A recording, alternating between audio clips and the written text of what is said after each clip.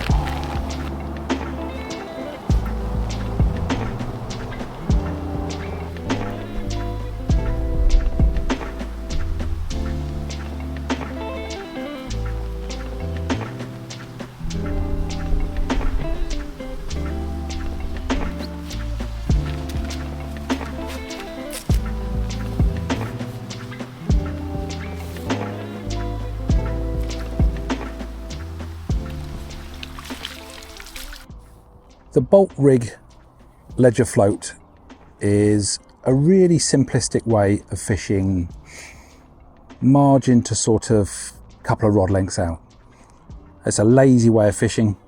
You get all the advantages of a little bolt rig and the advantage of a float. Now, what I've got here is I've got the Enterprise Plumbezee Frank Warwick design sliding ledger float. It was originally designed to measure the depth of the water, basically, so you know how deep you're fishing, for the specialist and carp angler.